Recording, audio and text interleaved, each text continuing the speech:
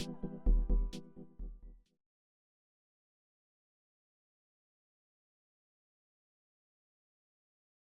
everyone, I'm capping this off today, so hopefully best for last. I guess we'll see soon enough. But today I'm going to be talking about MCP, which if you've been on LinkedIn recently, is all the rage. Specifically, I'm going to be talking about how to unlock your proprietary data for agents. I'm going to get into a framework that we've just open sourced called Enrich MCP. So I'll walk through, I'll give examples, etc. And I'll leave time for questions.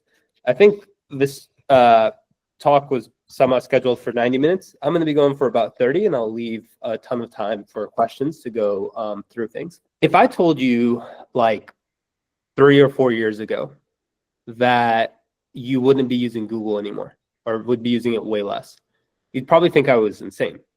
But nowadays, I think for a lot of people, they go to ChatGPT or something similar first. I just think in general, what's happening is we're moving away from SaaS-based UI. So for example, probably a good example is like Jira or Salesforce.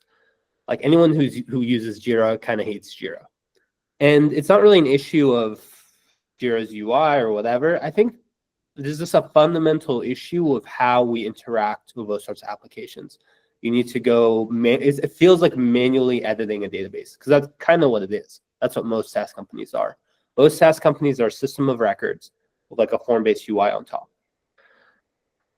But that's changing. In the same way that we now use agents and LLMs, where we used to use things like Google, the way that we will start to interact with applications will be through ChatGPT and similar. So rather than going into Jira, finding the relevant tickets, editing them, leaving comments, etc., we can just speak to Claude or ChatGPT, explain what our intent is, what our goal is, what we want to accomplish, and enable that to talk to Jira or whatever else and kind of agentically do what we want.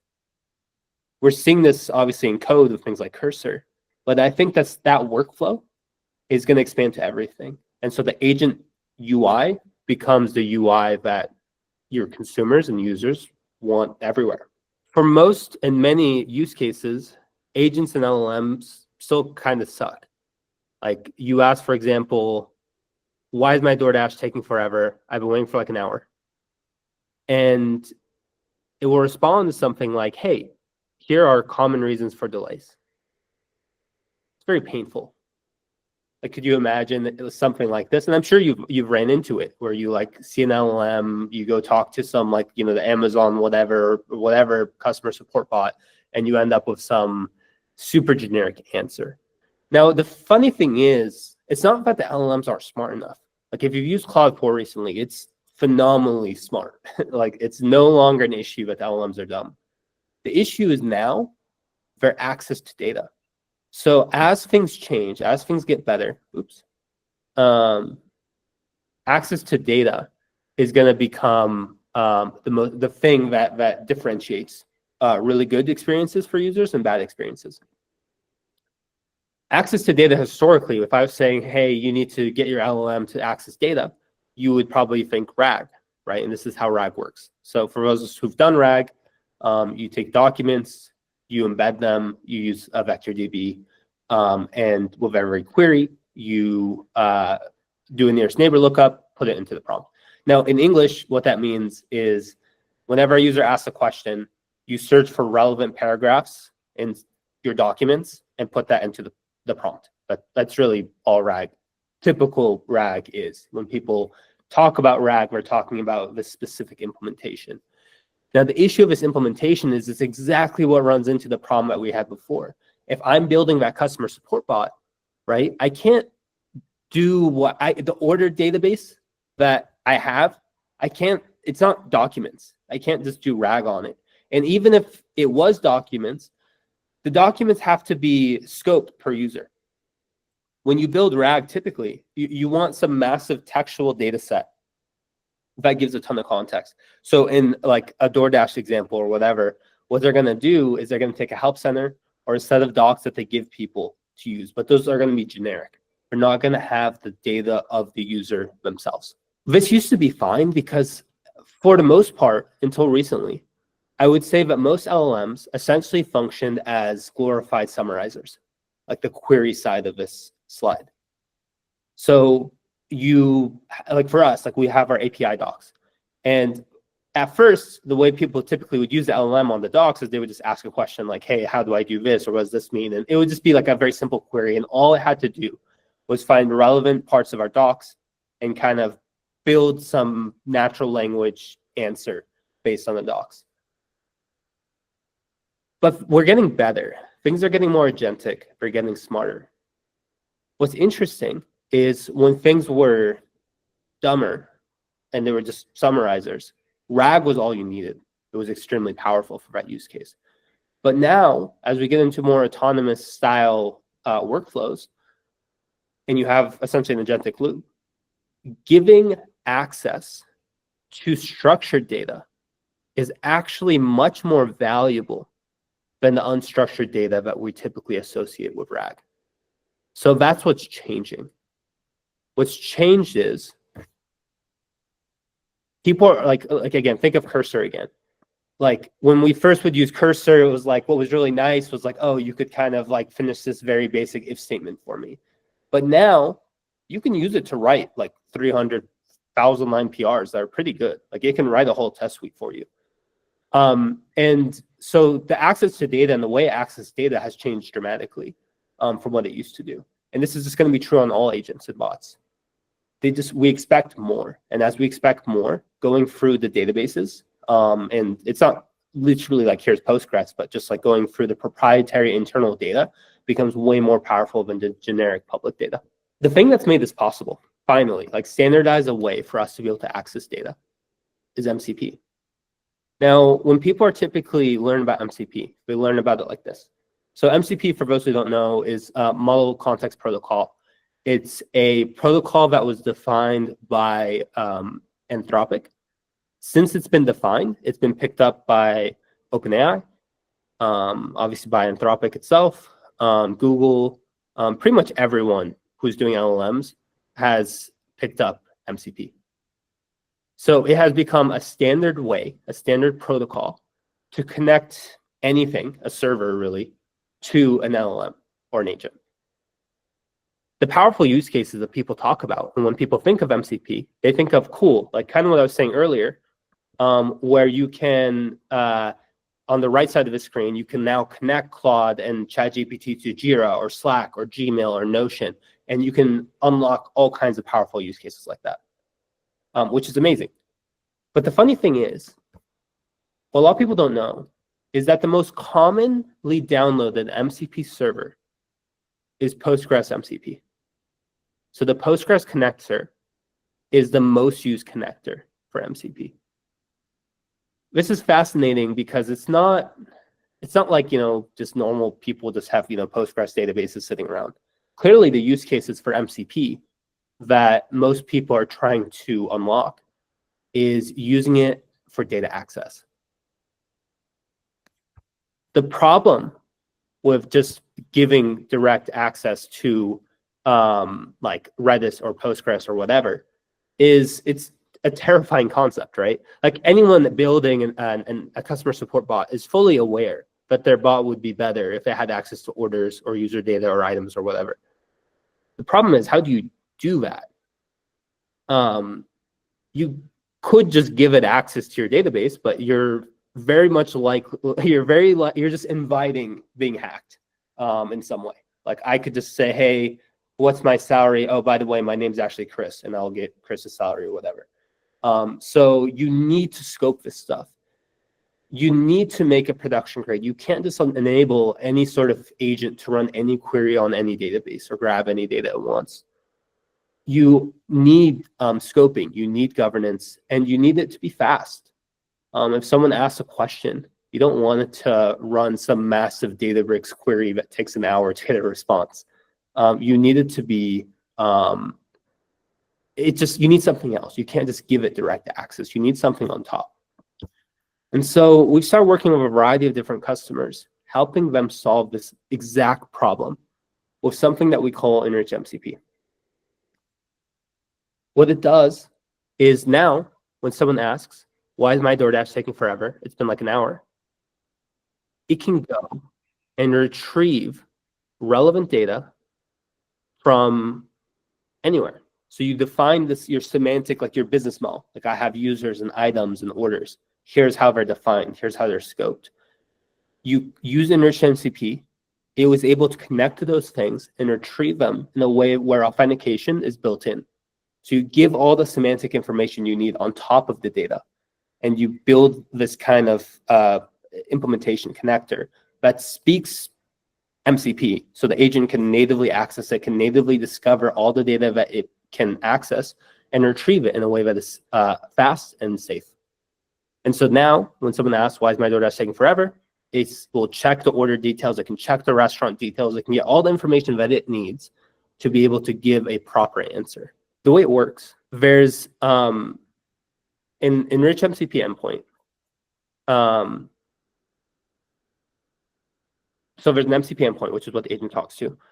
Behind it is a governance layer. So the governance is essentially tied. I mean, I think the best way to think of it is if you look here at the semantic graph, you're defining your users, your orders, your items. You're defining your data model. You're defining the attributes of that data model. You're defining how those things relate to each other. A user has a list of orders. An order is made up of a list of items, and it's owned by a user. You define all of these attributes, and then you kind of can, that's like your scaffolding. On top of the scaffolding, you can tie on serving logic to make it so that you can attach that to an API or a database or whatever else. And you can define your governance logic so that you can say, hey, a user can only see their own user information, and then they can kind of navigate this graph however they want. And so now the agent can see the data model, can see the semantic information, what all these things mean, can actually go through all that stuff, and can do it in a way that's secure. So I'm going to jump into code. Maybe, I know if there's a way for me to see the Q&A, but I thought it might be, maybe I could take a minute and answer any questions so far before I get too deep. So we have this repo. It's Featureform / enriched MCP. We just very recently open sourced it. I'm going to put it in the meet, just so that if you do want to go to the repo, give it a star, play around with it later, you have access to it. So the way it works, so let's say, so I'm going to go into maybe a slightly more complicated case first. So here what I'm doing is I'm defining enriched MCP. I'm defining that I have these entities, customer, order, in this situation. I'm defining that they have these attributes or fields. And then I'm defining these relationships. So for example, a customer has a list of orders. This PyDoc is being attached to the customer. These descriptions are being attached to these fields, and same with the relationships. You can then attach top-level resources like get customer and resolvers, which kind of help navigate those edges, those relationships. So this resolver gets all the orders for a customer, and then you can run it. What's cool is if you use SQL Alchemy, you can actually take any existing SQL Alchemy implementation, like here, this is just pure SQL Alchemy, and then you can attach, you can just include it to enriched MCP. We will actually take your SQL Alchemy model, build all those resolvers for you, and now any agent can go through and through all that data to be able to navigate and answer any questions the user has. I saw some questions come in, so I'll answer them, and I'm actually going to give a demo, and then I'll go deeper into the implementation details. So questions showed up somewhere. I see them. Okay. How do you do RBAC? Is it on the MCP server side? Specific, in your example, the agent has complete access to all orders, but only responds back to specific user details. Yeah, so the way it works is that on the MCP side, when the agent asks for something, it's giving an authorization token. So the RBAC, all that stuff is being done on the server side. So the agent won't even be able to see data that it can't see. It's actually a really good point, because one thing I see a lot, which is terrible and you should never do it, is people trusting their agent to pretty much like, here, I'm going to give all the data or give access to all the data, and I'll just prompt the agent to not access any data that it shouldn't access. I've seen it done where it's like, hey, I'm acting on behalf of Simba, and this is, you know, who he is and his user ID, whatever, answer the following question. The thing is it's extremely easy to prompt inject something like that. And so it can't, you have to do it on the server side. It has to be done programmatically. It has to be trusted.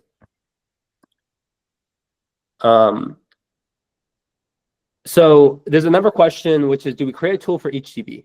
And the answer is no. So I should make clear that even though in the slides I'm showing Postgres and Redis and all these different things, it's not necessarily that you're connecting to Postgres. I'll give a better example.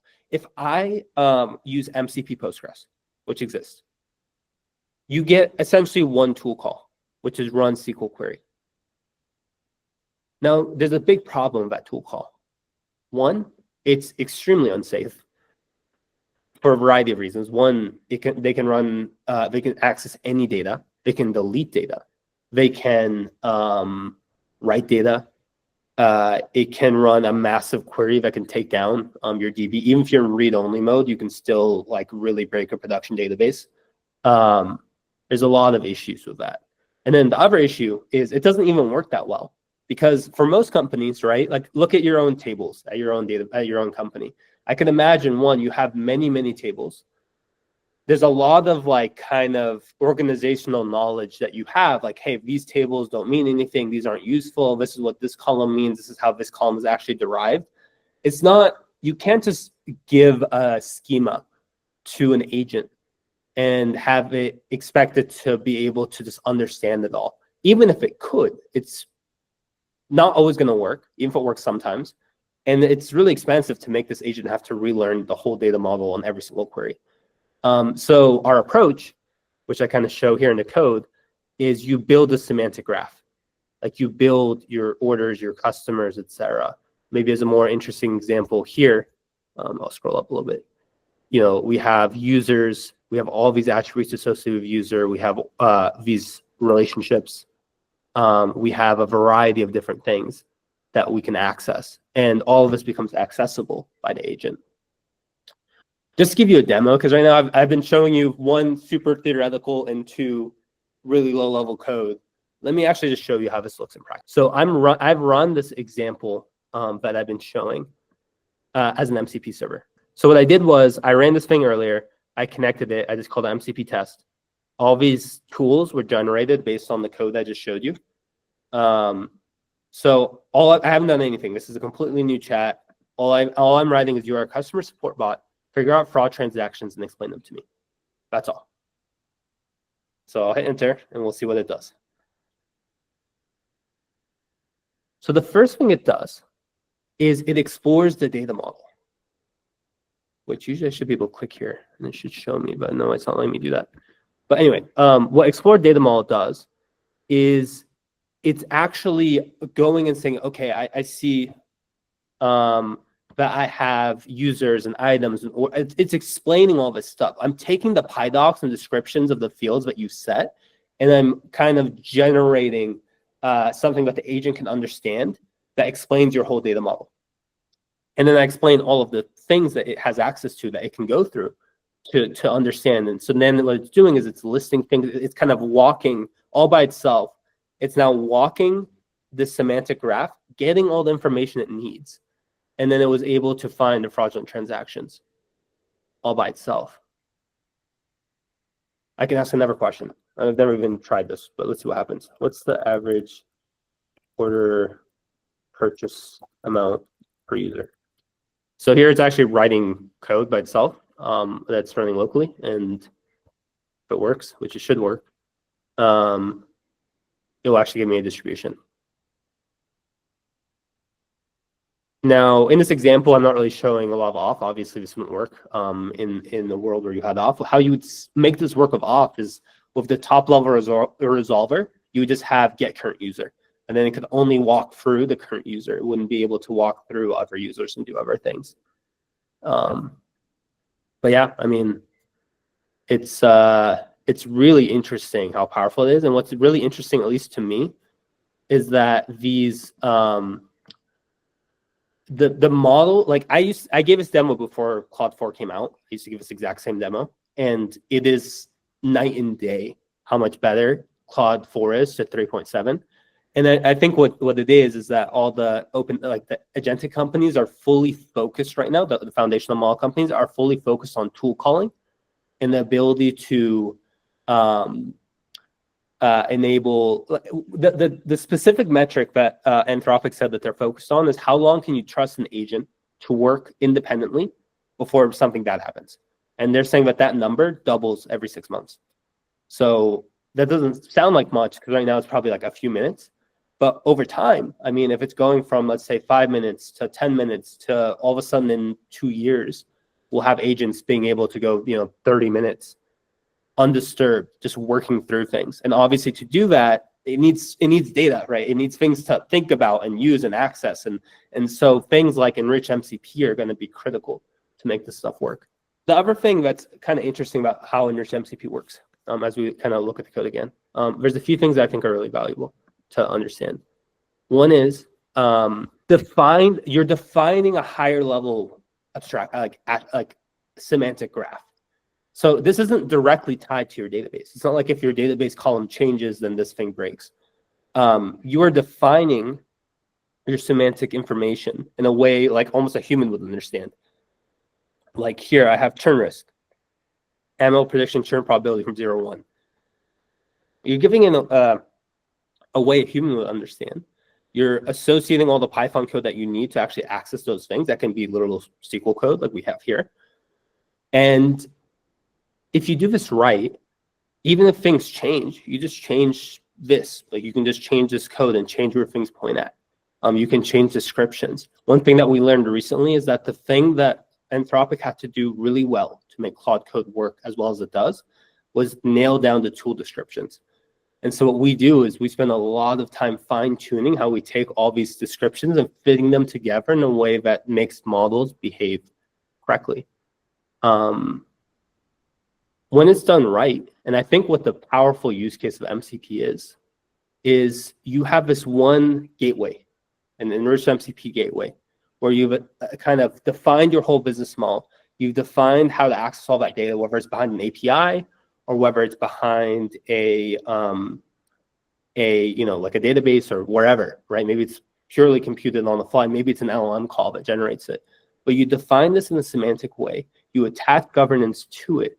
And now you can point any agent that you're building and all of the data that you have, all that proprietary data, not the RAG data, but the stuff like order data and items data and user data, all becomes accessible to the agent in a way that is fast, reliable, and secure.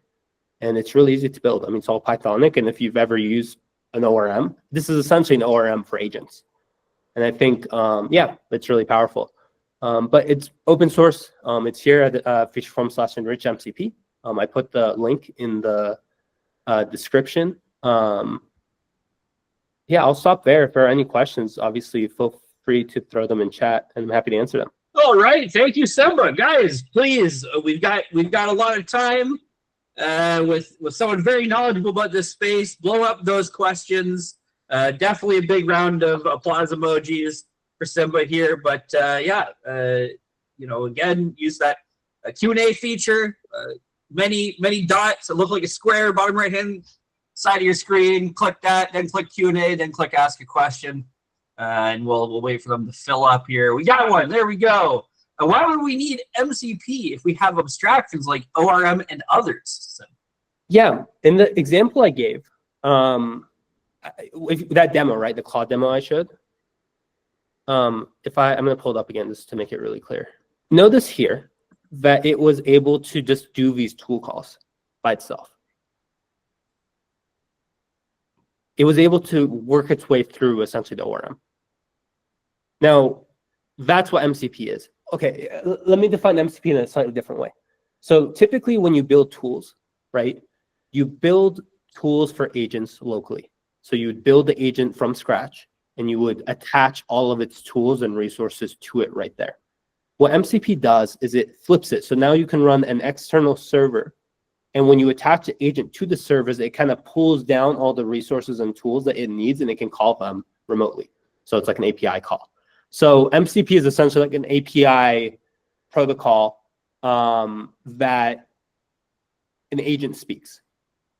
An agent doesn't speak REST. If I point this at a REST API, it won't work, right? It won't be able to understand the REST API. It won't be able to do things natively like it's doing here. And so why MCP, if we have abstraction like ORM, what this is doing is it's attaching two different things. There's the MCP thing. You just need MCP. If you want to run a server that an agent speaks to, the only way to do that is MCP. There's nothing special about MCP's protocol or anything that makes this true. It's just that everyone agreed, for better or worse, that the only way to do this is MCP that everyone supports. So there's that bit. The second bit is the ORM bit, right? The thing is, ORMs are, you typically build like a REST server on top of them. MCP and REST are different. And the abstractions and the way you would define things just work differently in REST than they do in MCP. So what we've done is built an ORM that is MCP native. That's what enrich MCP is. So it's not necessarily that it's not like why would you need an MCP if you have an ORM? It's really the question of, I have an ORM. How do I make ORMs work with agents? And the answer to that is you need to make it speak MCP. And what enrich MCP does is it's an ORM framework to build MCP servers. Awesome stuff. Awesome stuff. From your experience, how do customers face their fears of security, regulatory, and compliance challenges with tools like these? Yeah, it's a good question. It's really hard to answer generically because it's so dependent on the type of company. For example, like we have customers in finance. Obviously, those companies are highly regulated.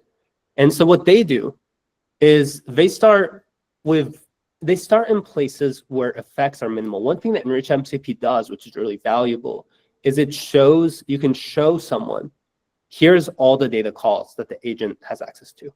And so you can create and start very limited, which is actually part of value. When I've been talking about Enrich MCP, I'm talking about, you can build this massive semantic graph of all of your business information.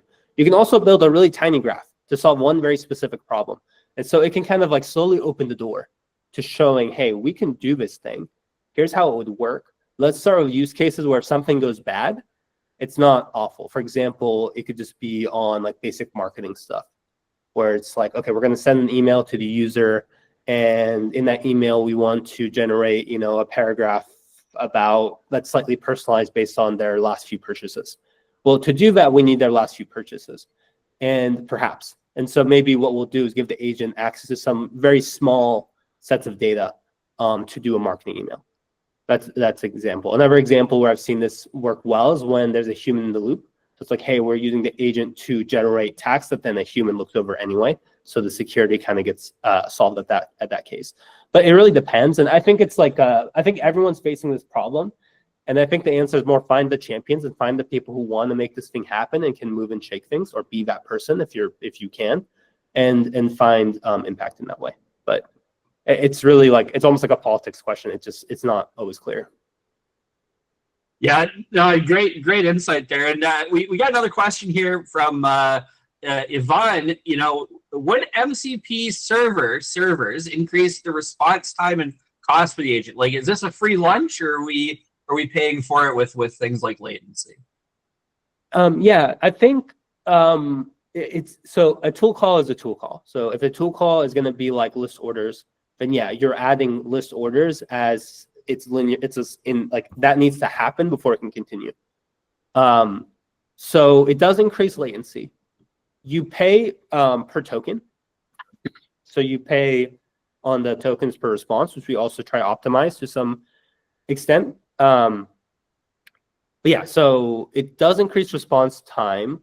The cost is the cost of tokens. The thing is, like, again, if someone asks, why is my DoorDash taking an hour? You have two approaches. You have the cheaper approach, which you just say, hey, here are common reasons why, DoorDash might be delayed. And then you also have, in my opinion, the better way to do this is add some tool calls, put it in a loop, make it agentic. It's going to be a little slower, but we're talking like a second or two. And if you're dealing with a human, it doesn't really matter. And then on the cost side, you would need that that data anyway, right? Like to answer the question properly, you would need that data anyway. So in terms of that side, it's typically not an issue. Excellent stuff. From Raddy, we have, thanks for the great presentation. I'm wondering, how did you use a graph? I saw some entities, but not exactly how you define relationship and how related that is to the rest of the code. Thanks. Yeah. I'll show the code again so I can walk through it. So if you, oh no, my Chrome is being weird. 1 second. So okay, I'm gonna have to open this, and my Chrome decided to stop showing all my tabs, and I don't want to leave and come back. So what I'm gonna do is I'm just gonna open it up in Vim, which should be totally fine. So just give me 1 second. So here you can see, I actually do show this. So here, these are fields, right? Fields are attributes of a user. Relationships are kind of like links. Like a user has a list of orders, which is a relationship, and this describes what the logic is. Orders are obviously down here. This is what an order is. An order has a set of relationships too. If you're doing this on the low-level API, like I'm doing here, you need to define resolvers. So here I have a resolver, which is saying, hey, to get a user's orders by user ID, here's how I do it. I get the database from the context, and then I run the query. To get a user, so an order's user by ID, here's how I do it. So you kind of define these resolvers. You can actually define a resolver on any field, but the relationship specifically needs resolvers, which enable the agent. These all become resources, and we define all this in the data model so that when the agent sees a list of tools, and it will see tools like, hey, get user, get order, get user, order ID or whatever, you can inline them as well. So if you know that, hey, whenever I get an order, you just want the user to be inlined, you can inline it, and then we'll just make both calls on the server side, so that the agent doesn't have to do 2 different calls. But yeah, so this is how relationships work in Enrich MCP. Very cool. Yes. We have from Matthew. Thanks for the presentation. For analyzing the efficacy of the agent, is there a way we can view how the entities fields were populated in a conversation? So thinking about evals a little bit, how do we know what it was doing? Yeah. So I don't know why Claude wasn't showing it. Typically, I can hit the tool call and it'll actually show the response.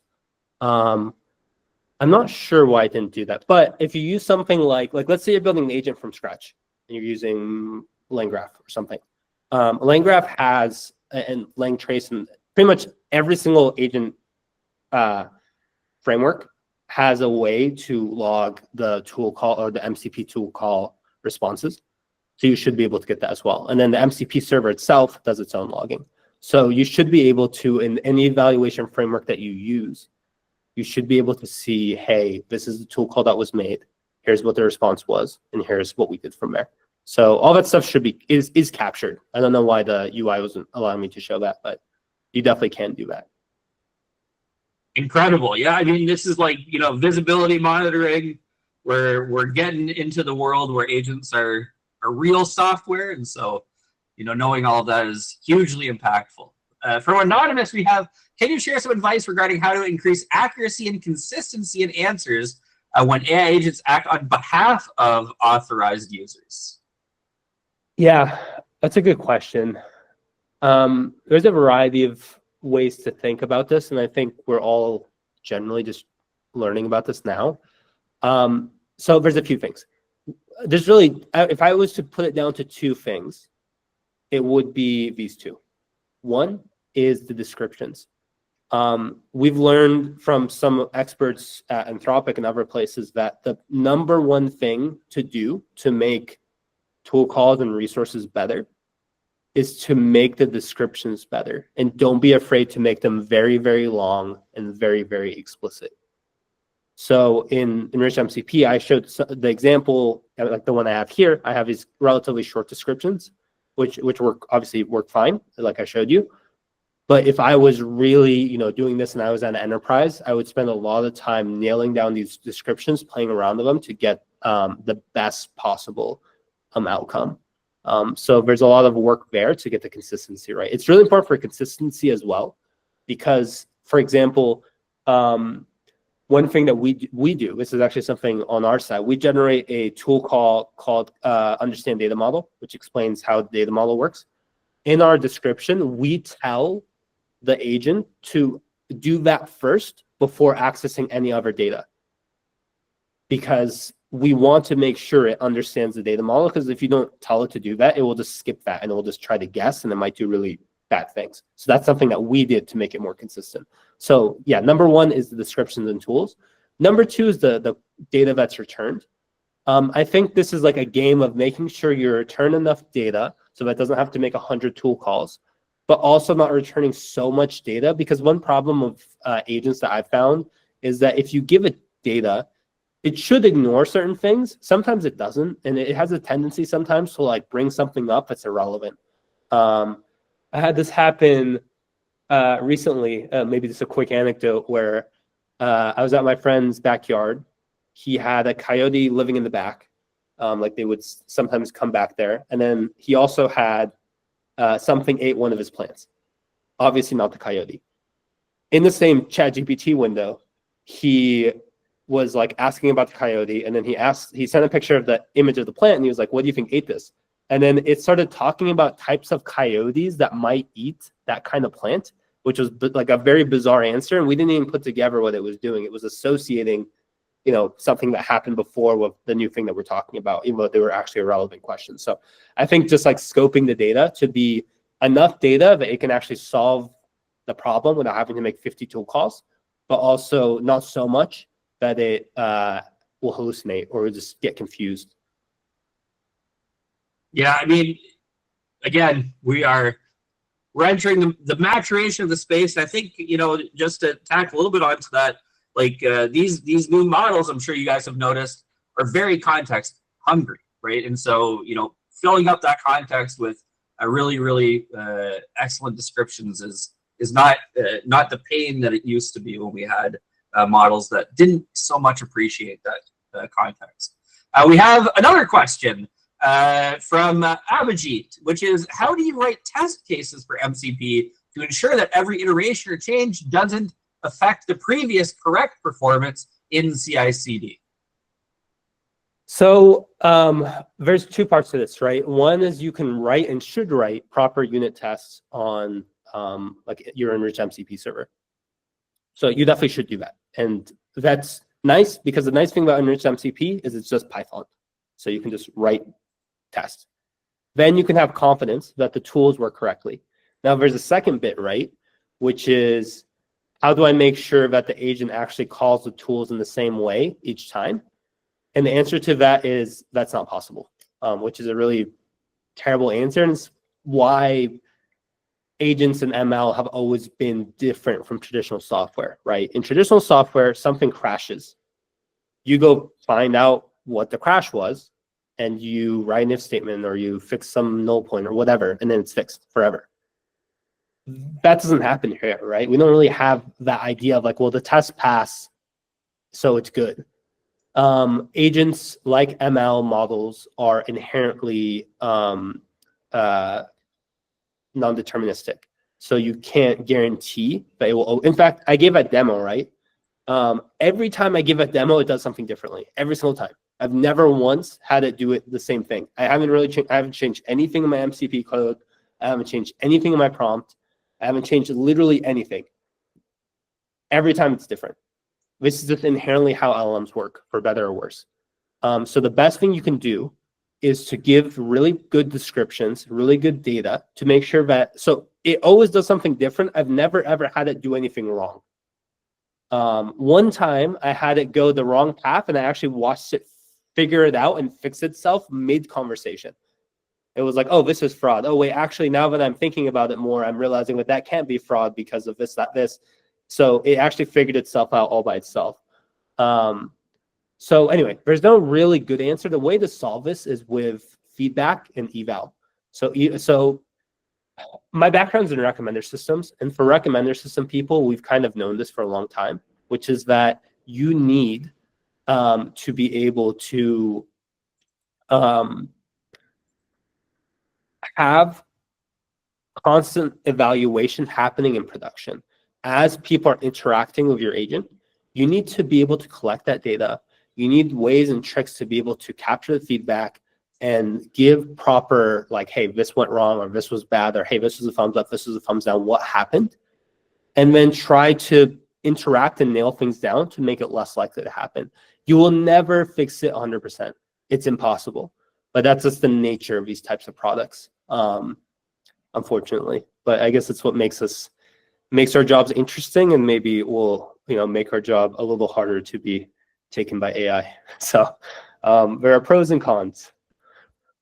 Yes, humans famously also non-deterministic. I'm sure we'll figure out something for this. Very related question from Chetan, which is, how does MCP ensure traceability and reproducibility? I mean, we just heard, some of your thoughts here, but maybe if you want to go a little bit deeper into kind of that, reproducibility with MCP. Yeah. I think the nice thing about the reproduce is that you can be confident that your tool calls are correct. What you can't always be confident about is that it will call the right tool at the right time and do the right thing with the data. The best you can do is interact with the descriptions to make sure that it is more likely to call the right tool, because it's more obvious that, hey, this is obviously the tool to call in this situation. And make sure that the data returned is in the right format with the right descriptions, so that it actually understands what that data is and how to use it correctly. So that's how you do reproducibility. It really just comes down to like you would a human, right? Humans are, like Chris said, they're non-deterministic. Like, how do you make sure that people do the same thing every time? Well, you make the instructions very, very clear. If you continue to have problems, you continue to idiot-proof the instructions until you really can't screw it up if you're reading it. The nice thing with LLMs is you can be sure it's reading the thing. So just make the description more and more explicit, more and more detail, until you get a level of confidence, and that confidence has to come with production. You just have to play around with it. You have to get in production. You can do canaries, you can do other things, but really, like recommender systems are famous that even sometimes we'll do offline evals, and my rec sys might do better in offline and then do way worse in production. Agents are the same way. Unfortunately, sometimes we just have to put things in production and see what happens. We can get to a certain level of confidence that's not completely broken outside, but then we have to just do eval. So that's reproducibility. Traceability is a lot easier. This is just API calls in the end, right? And so any agent framework you have should show what calls were being made. The Enrich MCP server has logs, so you can see what calls were made, what data was accessed, etc. So traceability, that's just built in. Different frameworks do it in different ways, but that's a much easier problem. Reproducibility just inherently is not a solvable problem. We can only do better. It's the same way we'll never have 100% accurate ML models for fraud or whatever. It's just impossible. We can get close.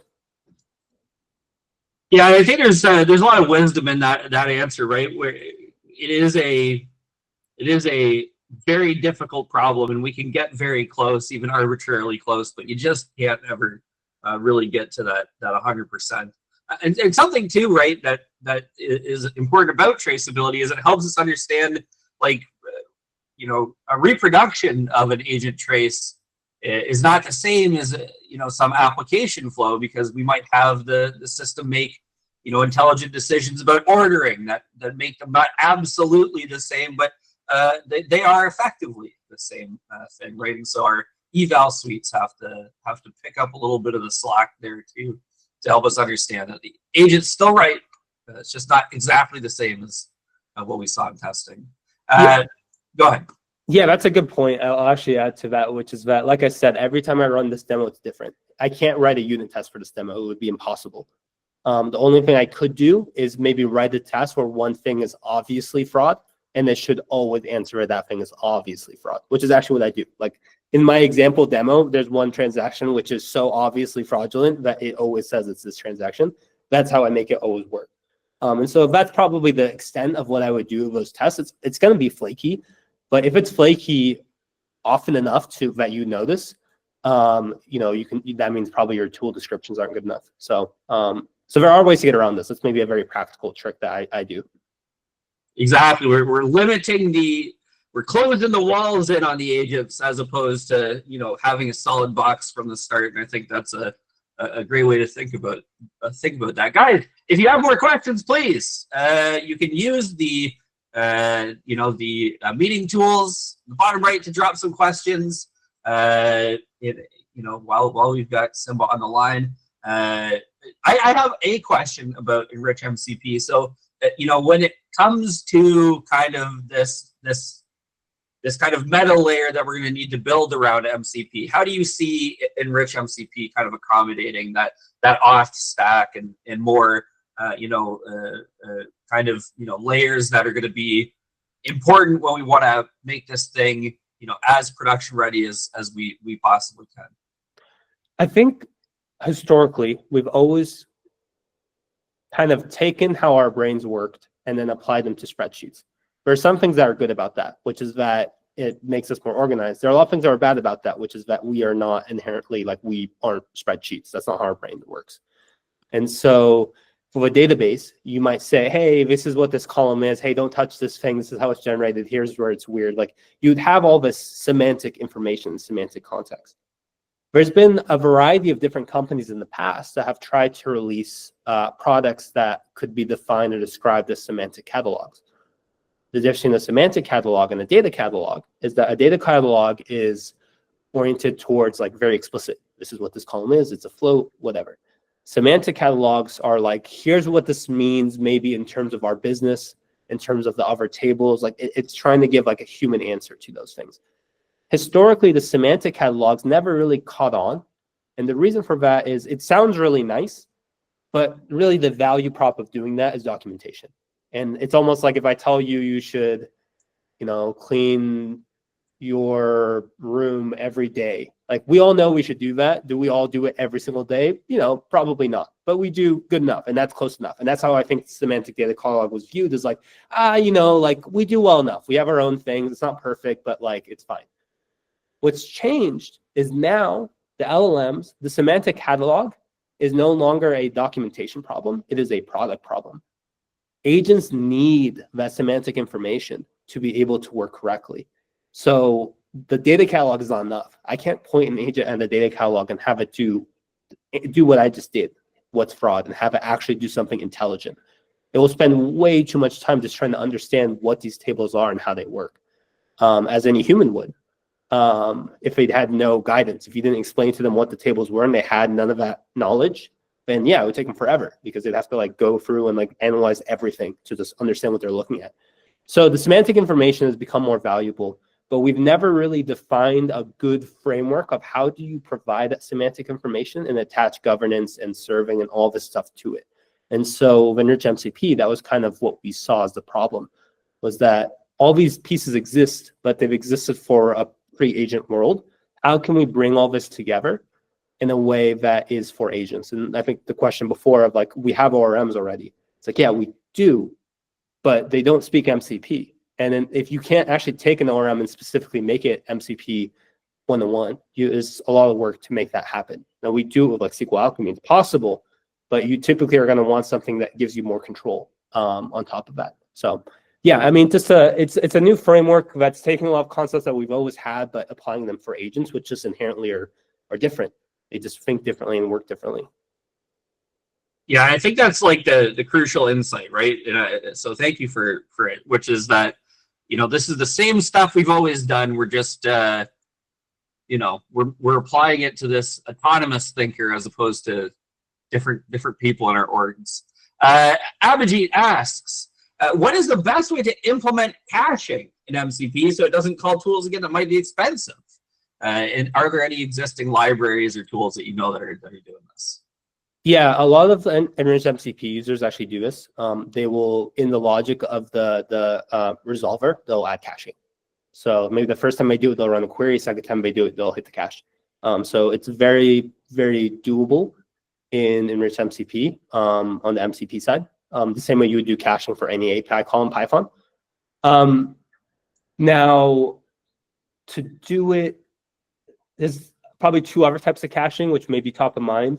One, which I've never even thought of until right now, but is fascinating, is could the agent cache a response of the MCP server if it knows it will always return the same thing? If I give a, but I don't think that's possible. I don't think that even works because data changes. So inherently, like you need to control how the cache works. So inherently, you're going to have to interact with the enriched MCP framework to make that work.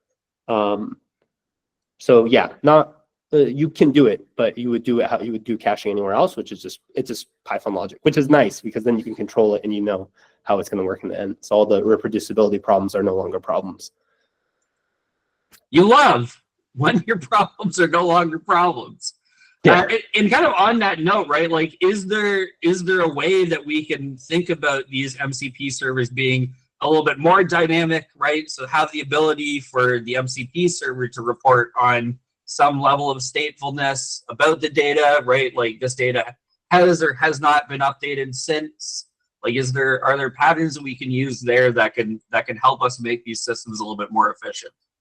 I think so, and I think actually to this question a bit, like no one's there yet. It's kind of I think my actual answer is, which is that we're just so early in this space that we're a lot of this is going to be reinventing the wheel. Like we've had, like a lot of the things that we've talked about is like, yeah, we've done this before, but guess what? For the last 20 years, we've done it all around REST, and now we have MCP. And for better or worse, we're going to have to reinvent a lot of the wheel for this new MCP protocol that exists.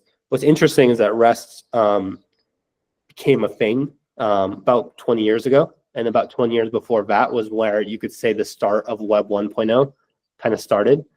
And so we have like Web 1.0, Web 2.0, and now what I would describe as like this Web 3.0, and they're all about 20 years apart. So we're due to reinvent how all of our protocols work, and MCP is going to be at least the next something like MCP will be our next 20 years. Whether it's MCP or something else, it's going to look MCP like, and so we're going to have to reinvent caching and reinvent a lot of stuff for this new protocol.